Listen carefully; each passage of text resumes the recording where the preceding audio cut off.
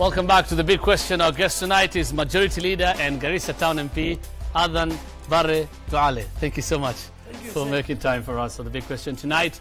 A lot going on Twitter and on 2242, of course, in the country about Duale. The big question tonight we're asking, is Aden Duale a rogue leader or a loyalist? Let's start with some of your feedback now on Twitter.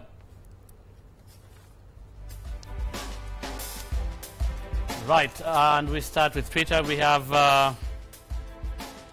Mark Dacascos saying, Duale is a real leader who stands firm in his position as leader of majority. We have at Marilyn Awar, indeed power has gone into his head. He is a rogue leader. Muninya rather, Mwai, Duale is a loyalist. And M. Nanjali is definitely a rogue leader. He should be more responsible with what he says and not let his emotions get the better of him. A few more on 22422 here. Someone says, Citizen TV, spare the road, spoil the child. Duale is really doing good work. Keep up Duale. That is Jafar Lukhale from Ota from Umoja. We have somebody who says Duale has lost direction because of the position he holds. He has to apologize to Isaac Ruto and Millie Odhiambo, not him alone in the Jubilee. That is birds of the same feathers flock together. He's talking about Jubilee. In general, the question again to you, in one word, the way we've put it, do you believe you're a rogue leader or a loyalist? I am not either a rogue leader or a loyalist. I am a member of Parliament for Garissa Township and the leader of majority for the Jubilee coalition. I will at all times defend the position of the coalition that I represent. And I'm sure the people of Garissa Township and all my friends can answer that question, whether Duale is a rogue leader or you'll defend, a loyalist. It's good for others to judge me. Right, you'll defend your coalition.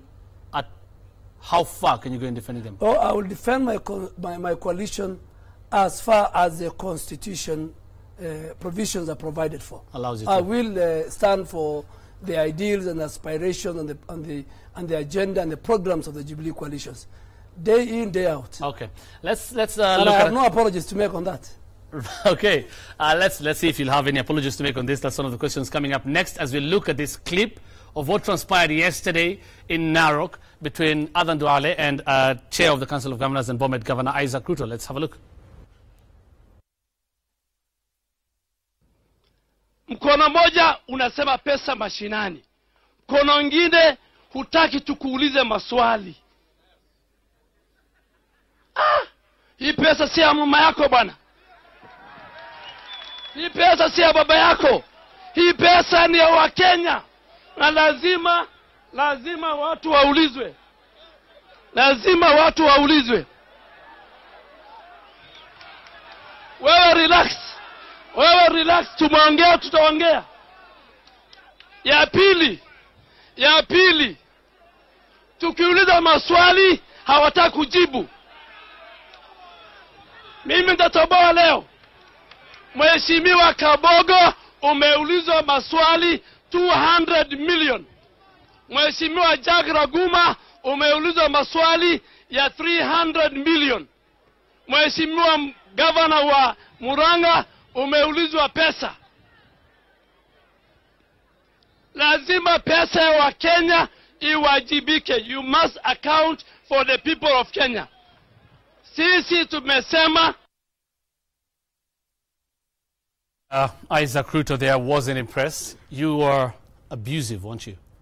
I was not, because, and I will still say it, that there are two sources of resources in our country, public and private. Your own resources, as Honorable Duale, my family resources that are from my mom and my dad, are not accountable to the people of Kenya. But once I am a state officer, like Honorable Isaac Ruto, I must account for each and every penny. And if an audit is raised by the Auditor General and control of budget, institutions like the Senate, the National Assembly, the County Assembly, you must appear the way the national government, the President has an obligation to present to Parliament specific documents. So I said that in the context of Honorable Isaac Ruto going around the country, talking about pesa mashinani, and the same Honorable Isaac Ruto, a state officer, the last 5 months has completely avoided to face the Public Accounts Committee of the Senate and went to court. So accountability is not negotiable. Right. But still you're saying this wasn't abusive. We all live in this country, and many people know what that means, and the tone you used when you say that, and the mention of the mother and then the father, and you're saying that is not abusive? Hussein, you know, it depends on the context in which that statement came. Today I'll give an example, and I'll say it here. If my brother or my mom, for example, my mom becomes the governor of Garissa, my mom will be accountable to all queries from the Auditor General. So anybody's mom, anybody's father, the father and the mom are the head of the unit of family. If the 185 million that is at stake was from the family, the coffers of the Isaac Ruto's family, that could not have been the issue. So what we are saying is this, that give us a break, Isaac Ruto. You are the governor, you are a state officer. The money that was lost under your tenure, do not treat us as if this is your own property. It's not the property of your family, neither that of your own individual. But we've seen such debates, and some will actually look at this in a healthy way. I'm not talking about the part where you said these words, but in terms of two people from the same party can disagree about something, the height of democracy. But are there better ways of expressing that other than, was that the best route you could have used? We've never had anyone talk like that, not even you, until yesterday. No, I think in all political dispensation and political rallies, we use different words and statements to pass a message to the audience. The message is more important than the route you use. The message that I have said and I have tweeted tonight is that if you are a state officer and you are accountable to the people that gave you that position, you should run the affairs and the resources of that office far from the way you will run the affairs of your own, of your family, of your dad and your mom. The nature of this but I'm sure, you know, it depends on how different people. Perception. But of course, the nature of this country, you and I know, and not even Kenya, Africa, how they take dearly the word mother and father. Do you think after today, you're still saying you didn't mean it the way people are perceiving it? Yes. But do you think people were right to perceive it that way, and that you may have been wrong, and the need to apologize? It is not only my statement. I mean, every night the news you read to the people of Kenya, different viewers have different perception on the context and the language you use. So I think it is within the democratic so you space. You don't see I any problem at all? I am sure there are thousands who have taken a different meaning, and there are those who have taken. But of course, if you ask me, that the context was not about Honorable Isaac Ruto's mom. I mean, we have a lot of respect for his mom and his dad. But what about the moms in Bomet and the fathers in Bomet, who because of the 185 million that is at loss, that today are not accessing healthcare, that are not accessing water and education.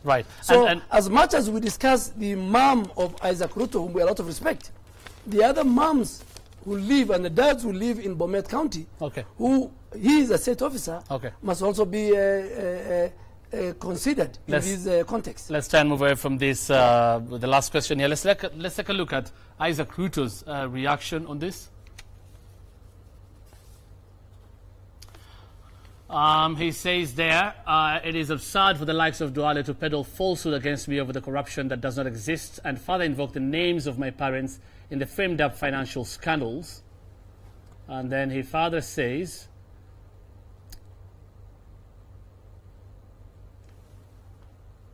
right, Isaac Ruto's father says, I will stop at nothing but to take Duale to court so that he can tell Kenyans where and when I misappropriated the monies he's talking about.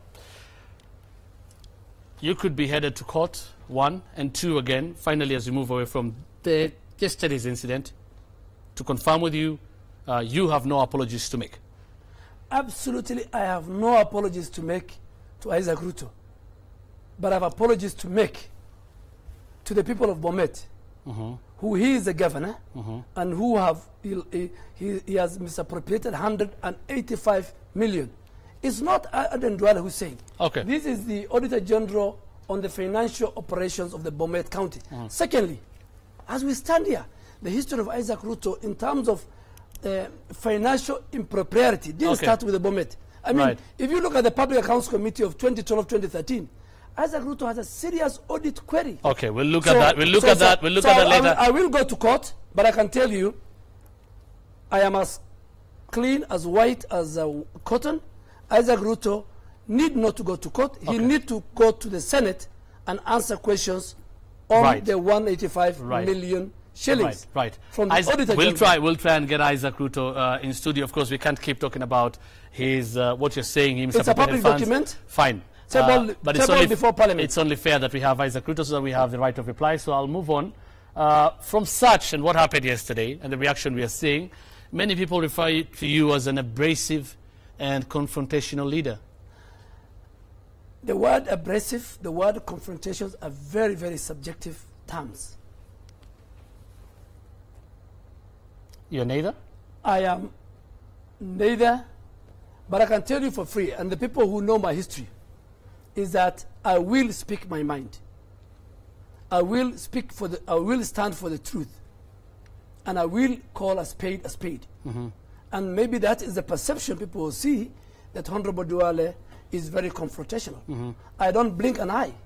I say this is white. Right. And I do the same, not only to the opposition and to people who have a different opinion, but even to my leaders, to the president, to the deputy president. And you know the problem in our country, Hussein, is that you want to hoodwink the masses. You want to hide your perception. You don't want people to know what is in their wardrobe. Isaac Ruto has no one moral high ground to ask from Pesa Mashinani when he has 185 million. Right. Like I say, it's only on his head. It's only fair. You can have him here. It's only fair. It's only fair, and I'll try to have him with you again. But it's only fair that Isaac Ruto is here anytime, please get Isaac Ruto to have a right of reply. Yes. Right. Even tomorrow, if you call me back, I'll be back. Right. You are saying, do you think your style is more divisive than it is uniting, and especially in Parliament, when so many, including Jakayo Midio, have said this and other people, that power has gone into the head of Honorable Aden Duale? Put Jakayo Midio today if he was the leader of majority, and Raila Odinga was the president. Jakayo Midio could have even become a dictator.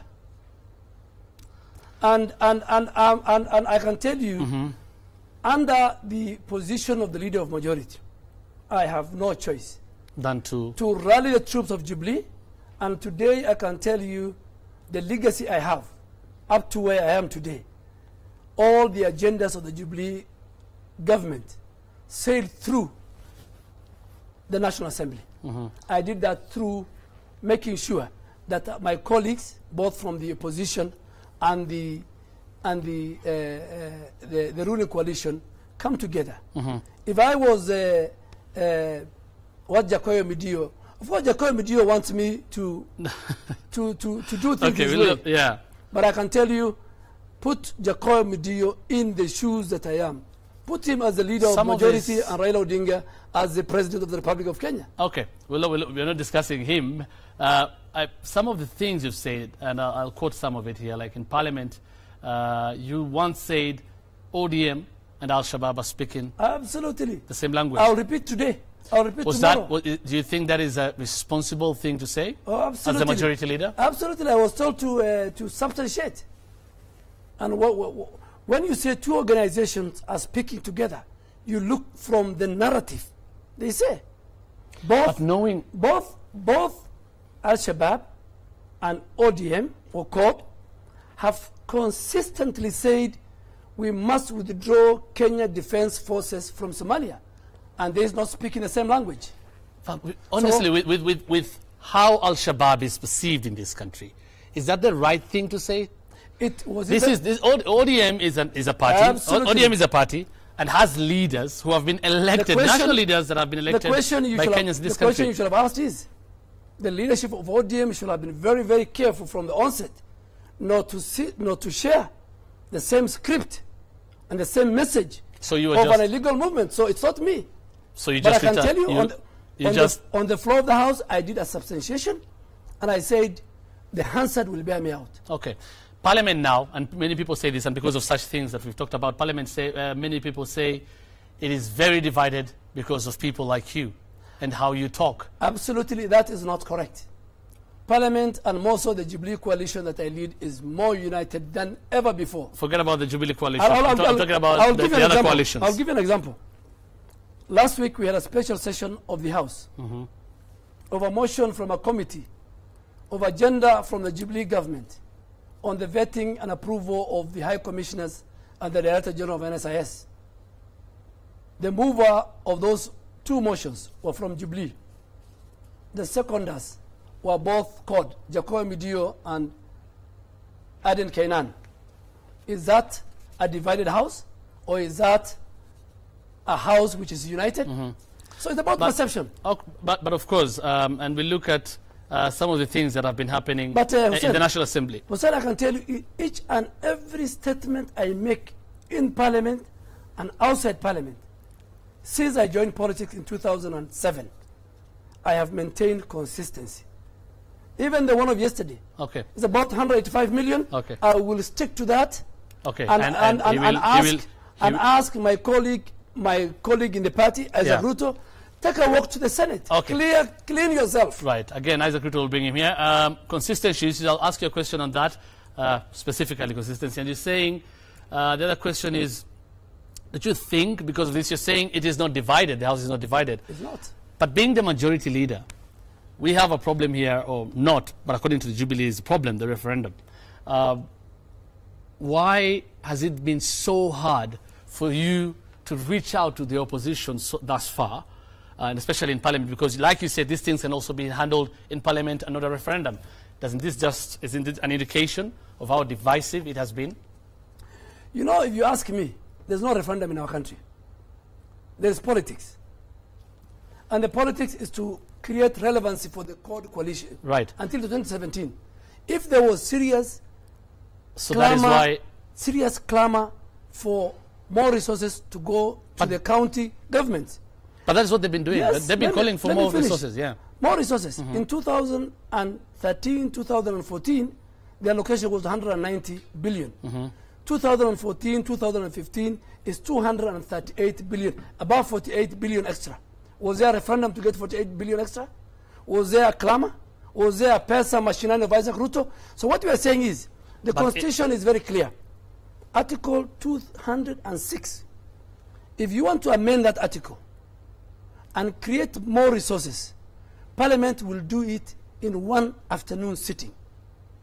But what is happening in our country, and you know, some of us, we are serious politicians. I mean, we are not in a kindergarten. There's no clamor, serious. Why? Okay, what would you use? What would you use to measure that there's no clamor? These are people who are asking for resources. Governors are asking for resources. National leaders in ODM asking for resources in the county government, and they're saying they want a referendum. What benchmark are you using to say there is no serious clamor? In the first year, number one, it's only Jubilee that had 40% in its manifesto for county governments. Fine. First year and second year, an extra 38 billion was put on top. Third, Hussein, and this is a moral question. Hussein, you cannot ask for extra resources, and on the other hand, you are running away from public accountability, which is let me finish. Is a core object and principle of a devolved system of government. Prudence use of public resources. You can't tell me, you can't ask me, the Senate is the custodian of the county allocation bill. They give money to county governments. You cannot ask the same Senate that you can't ask us. Okay. And this is the point of departure. Yeah, we need to move on. We need to wind up. But you haven't still answered my question.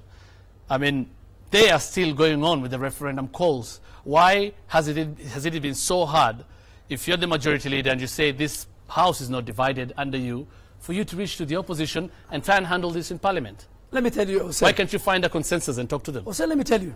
Core Coalition has 138 members of Parliament. 133 members of Parliament. The Jubilee has 216.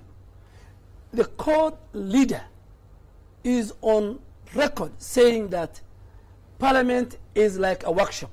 Fine. He has lost legitimacy. So Fine. I don't think, and that's what I'm telling you, I don't think whether Core is interested in. Are you? Of course, as we have a program for both the national government, we have an agenda, we have a program, we have a manifesto to implement. Right. And that's why between the first 2 financial years that we are in government, right, we have increased the allocation by 48 billion shillings without a referendum, without a pesa machinani. But what we are asking for, each and every state officer, including Isaac Ruto, must account for every penny. Fine, we need to move on. So you're not going to reach out to them. You have gone, Jubilee has said, Jubilee governors, and has warned them against backing the referendum. You have been on record talking about the Core Coalition, and especially ODM, and saying they have dictatorial tendencies. Why would you be against Jubilee governors exercising their right and deciding not to go for a referendum? In fact, in the first place, the Jubilee governors are in line with the Jubilee agenda, apart from 1 or 2. Right. And let me come to that. What we are saying is this, is that the Jubilee administration, under the leadership of the President, our position is very, very clear on the referendum. And Article, yes, and in all our governors and all members of Parliament, they have subscribed to our manifesto before they got the ticket for our party. Right, but the referendum, Honorable Duale, because we're winding up, the referendum has just come in. Many would have said, and critics say this, they would have expected, if Jubilee wanted to be very democratic, like you say, to call all governors, all MPs, and all members of Jubilee and take a position, whether it's a parliamentary group meeting or whatever, take a position on this. Have we seen that? We have not seen that, have we? Because governors were just told not to support this. Let me tell you, Hussein, we had our own governors and senators and members of Parliament group meeting. I made it very, very clear. I read the statement on behalf of the Jubilee Coalition. Were the governors involved? They were involved. They had several meetings, both the URP governors and TNA governors, in our respective parliamentary group meeting. But you know, this is hard politics. And that's why today I can tell you, you will see those who will react to Isaac Ruto's and myself's incident in Narok. You know, you need to cane the kid to know the father. I'm telling you. And take it from me. Take it from me. There's no referendum. What is at play is politics. That we'll see. And we are ready. We will roll up our sleeves. We will tighten our belt, and we will face our competitors in a referendum. If that. But then you said there's no referendum. If that comes to a push, because a referendum is a constitutional provision. So there's no way you're going to reach out to the opposition as the majority leader. For the code? Do you think, For the code? Yeah. I don't think so. Do you think it's the right thing to do, to save this country all this? I don't think so, because the constitution is very, very clear. Okay. Some say you have, by doing this, you portray the president and the deputy in bad light. Do you think you do that? And do you have their blessings in your element, how you are? I am the majority leader of the Jubilee Coalition.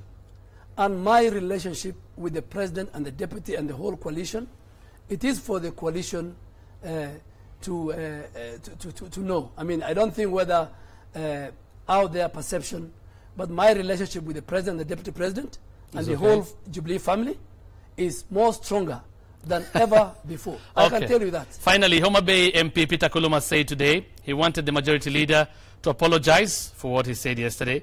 He says if you do not do that, He will sponsor a motion of no confidence in you and insist if that motion is flawed in Parliament, he will move to the High Court on the basis of Chapter 6. Absolutely. We will meet in Parliament. We will meet I want him to make that threat real. It should not be just a PR exercise. He should not be pleasing people. Okay. But I want to tell him that 10 days ago, he's the one they're the ones who organized the Migori incident. Okay. So he is here to tell the country what happened in Migori. Okay, Honorable Aden Duale, I wish we had more time with you. Time is always not on our side, but thank you so much. Thank you very much, Hussein. And I want to tell the country that the Auditor General has spoken. Isaac Ruto must walk to the Senate. Okay, we'll call Isaac Ruto with you, like you said. Please, I am ready. Okay, we'll do that. Even tomorrow. Okay, but thank you so much. At any forum. Thank you so much for making time for us. Honorable Aden Duale, we are asking if he's a rogue leader or a loyalist. A lot of feedback, a lot of SMSs, both for and against Honorable Duale. I will be looking at them right after this break.